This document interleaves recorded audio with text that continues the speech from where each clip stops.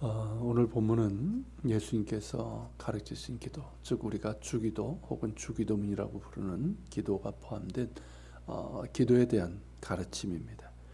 먼저 주기도문의 위치를 보면 산상수훈의 중심에 있습니다. 전체적인 구조에서도 중심에 있고 그 중요성에 있어서도 중심에 있습니다. 이는 기도가 얼마나 중요한지에 대한 것인가, 동시에 예수님께서 가르쳐 주시는 기도가 갖는 의미가 얼마나 큰 것인지를 보여주는 것입니다. 주기도문을 보기 전에 먼저 그 앞에 나오는 가르침을 보면 기도의 방향성에 대해서 말씀하고 계십니다. 쉽게 말하면 누구를 위해서 그리고 무엇을 위해서 기도하는가 하는 것이죠. 5절에는 사람들에게 보이려고 기도하는 사람들이 있습니다. 이들의 기도의 방향은 자기 자신입니다. 그렇다면 우상에게 기도하는 것과 다를 바가 없는 것이죠. 우상에게 기도하는 사람들은 철저하게 그 방향이 자기 자신에게 있습니다.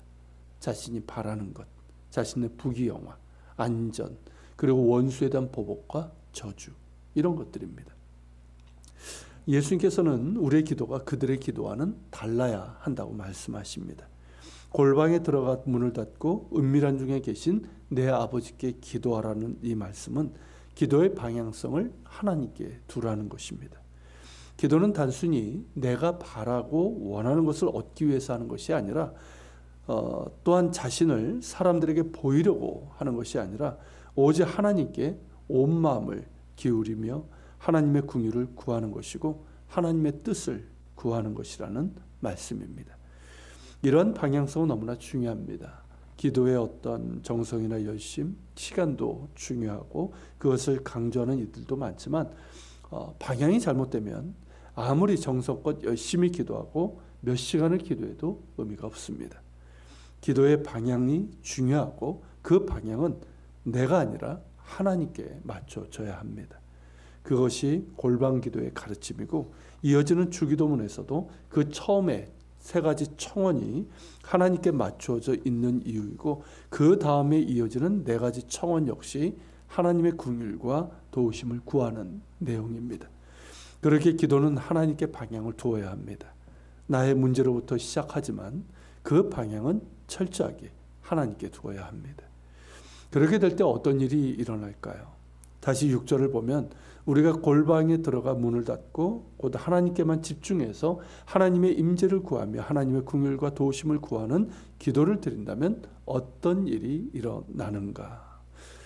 은밀한 중에 보시는 내 아버지께서 갚으시리라.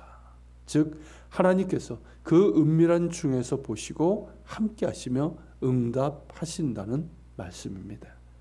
그 마음의 중심에 하나님께 향한 기도가 있고 또한 하나님의 긍휼과 자비를 구하며 애통히 하는 기도이고 하나님의 뜻이 내 삶 가운데 이루어지고 내가 또 위에서 기도하는 사람들이 있지 않습니까? 그들의 삶 가운데 이루어지길 구하는 그 기도의 중심을 하나님께서 보시고 응답해 주신다는 말씀이며 또한 약속입니다. 이것이 바로 기도의 신비라고 할 수가 있습니다. 기도의 신비라고 할 때는 기도할 때 어떤 환상을 보거나 신비적인 체험을 한다는 뜻이 아닙니다. 물론 그런 경우가 없는 것은 아니지만 이 경우는 그런 것을 말하는 것이 아닙니다. 기도의 신비란 우리가 그러한 기도를 드릴 때 하늘과 땅이 만나는, 하늘과 땅이 겹치는 특별한 시간이 되며 장소가 된다는 것입니다. 골방에 들어가 문을 닫는 것과 같은 기도, 즉 오직 하나님께만 집중하고 하나님의 긍휼을 구하는 그 기도에 하나님께서 임재하시고 또 보시고 들으신다는 것이니 어찌 하늘과 땅이 겹치는 특별한 시간이며 장소라고 하지 않을 수 있겠습니까? 하늘은 멀리 있는 것이 아닙니다. 우리가 하나님만 바라며 기도할 때 하늘이 땅에 임합니다. 그렇다면 그 기도는 나를 변화시키는 능력이 될 것입니다. 오로지 나 자신에게 맞춰져 있는 기복적이고 이기적인 기도, 사람들에게 보이려는 외식적인 기도에는 아무런 변화가 일어나지 않지만 하나님께만 초점을 맞추고 진심으로 하나님을 구하며 하나님의 긍휼을 구하는 기도는 하늘과 땅이 겹치는 시간이기에 내 안에 변화가 일어납니다. 실제로 기도하는 분이라면 이런 경험을 많이 하셨을 것입니다. 기도하던 중에 성령께서 상처난 내 마음을 어루만져 주시고, 혹은 나의 숨겨진 죄를 끄집어내셔서 회개하게 하시고, 나의 못나고 다듬어지지 않은 인격을 깎아내시며 또한 만들어 가시는 그 손길을 경험하게 됩니다. 또한 내 마음을 뜨겁게 하시고 정말 성령께서 인도하셨다고 밖에는 할 수 없는 그런 기도를 이끌어 주심도 경험하실 겁니다. 그렇게 기도를 통해서 하늘과 땅이 만날 때 내 안에 변화가 일어납니다. 그리고 그 변화의 핵심은 용서일 것입니다. 즉 내가 하나님께 지은 죄를 회개할 뿐만 아니라 나에게 죄 지은 자를 용서하는 그런 용서가 하늘과 땅이 만나는 나의 기도를 통해서 내 안에서 이루어지고 내 삶에서도 이루어질 것입니다. 그러기에 예수님께서는 주기도문에도 용서에 대한 기도를 말씀하셨고 그 다음에도 용서를 말씀하신 것입니다. 우리가 진정으로 기도하는 사람이라면 그 증거는 회개이며 또한 용서입니다. 하나님께 지은 빚을 회개함으로 탕감받을 때 우리 안에 참 자유와 충만한 기쁨이 주어지는 것처럼 다른 사람이 나에게 지은 죄도 용서할 때 우리 안에는 미움과 증오가 사라지고 예수님 닮은 사랑과 평안이 주어지게 됩니다. 우리가 살아가면서 다른 사람들에게 상처를 받고 무시와 괴롭힘을 당해본 적이 있습니다. 때로는 그 상처가 너무 깊어서 아직까지도 아프고 고통스러울 때도 있습니다. 하지만 우리가 하나님을 무시하고 괴롭혀 온 것과 비교하면 아무것도 아닐 것입니다. 그럼에도 우리 아버지께서는 우리를 용서하시고 우리와 함께 하시며 우리의 기도를 들으십니다. 그리고 우리 역시 당신을 닮아 용서하는 사람이 되기를 원하십니다. 내 힘으로는 할 수 없고 내 의지로는 할 수 없지만 우리의 마음을 하나님께 향하고 우리의 상한 마음을 하나님 앞에 쏟아놓을 때 용서의 은혜가 임하고 용서할 수 있는 힘도 허락해 주십니다. 우리가 용서받았다 하면 우리도 용서하는 사람이 된다는 뜻입니다. 예수님께서 가르쳐 주신 기도는 정말 단순합니다. 그러나 이 기도만큼 심오한 기도도 없습니다. 이 기도는 하나님을 아버지라 부름으로 시작됩니다. 우리가 감히 하나님을 아버지라 부르게 하신 그 은혜부터 우리에게 다가오는 것이죠. 하늘은 멀리 있지 않습니다. 우리가 예수 그리스도 안에서 만나는 하늘이고 기도 가운데 만나게 되는 하늘 아버지십니다. 그렇게 우리를 사랑하시는 친근한 아버지시지만 그분은 거룩하시며 우리는 그 이름에 합당한 경배와 사랑을 드려야 합니다. 아버지의 이름이 나의 입술과 삶을 통해서 거룩히 여김을 받으셔야 합니다. 우리가 하나님께 우리의 마음을 맞춰서 기도한다면 우리는 예수께서 가르쳐 주신 대로 먼저 주의 나라와 의를 구하게 됩니다. 하늘 아버지의 나라, 곧 하나님의 나라가 임하시며 아버지의 뜻이 하늘에서와 같이 땅에서도 이루어지기를 기도하게 됩니다. 그렇게 기도할 때 그 기도가 그 의미가 얼마나 넓으며 그 범위가 얼마나 넓은지를 알게 됩니다. 실제로 한번 그렇게 기도해 보십시오. 이 주기도문의 내용을 가지고 한번 기도해 보십시오. 그러면 그 기도만으로도 얼마나 많은 기도를 할 수 있는지 모릅니다. 이어서 우리는 우리의 필요를 위한 기도를 하게 되죠. 우리에게 일용할 양식을 주옵소서. 이 기도에는 물질이 아닌 하나님께 대한 신뢰가 있습니다.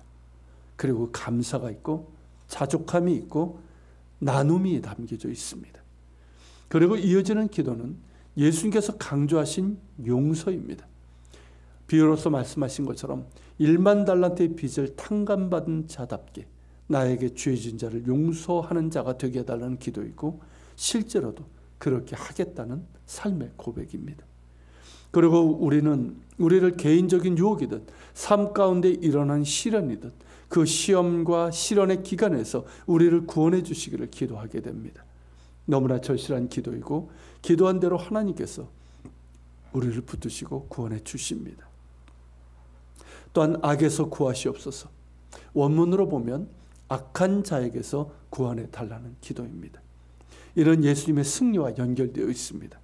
예수님의 공생의 많은 부분은 어둠의 권세와 맞선 싸움이었고, 예수님께서는 하나님의 통치권을 어둠의 권세로부터 회수하시는 중이라고 선언하셨습니다. 그러기에 우리에게도 이 기도가 중요하고, 이 기도를 통해서 우리 역시 이 싸움에 뛰어들게 됩니다. 어둠의 권세의 실체를 보게 되고 기도로 대적하며 싸우되 우리의 힘으로 하는 것이 아니라 이미 싸우셨고 승리하신 예수님을 의지하며 기도하면서 대적하는 것입니다. 그럴 때 영적인 분별력도 주시고 능히 이길 수 있게 하십니다. 그래서 기도는 신비입니다. 그래서 기도의 방향성이 중요합니다. 그리고 이런 까닭에 기도가 산상수훈의 정중앙에 자리 잡고 있는 것이죠. 그렇다면 기도가 우리의 삶에서도 그 중심에 위치해야 하지 않을까요? 또한 우리가 하나님의 나라와 의를 구하는 삶을 살아감에 있어서도 기도가 그 중심에 위치해야 할 것입니다. 같이 기도합시다. 주님, 우리에게 기도를 가르쳐 주심에 감사합니다. 그저 우상에게 기도하는 그것만 알았던 저희들이고, 아니 그조차도 몰랐던 저희들인데 기도가 무엇인지를 가르쳐 주심에 감사합니다. 예수님께서 우리에게 주신 가르친 기도, 그저 의미 없이 반복하는 그런 것들이 되지 않게 하시고 그 의미 하나하나를 기억하면서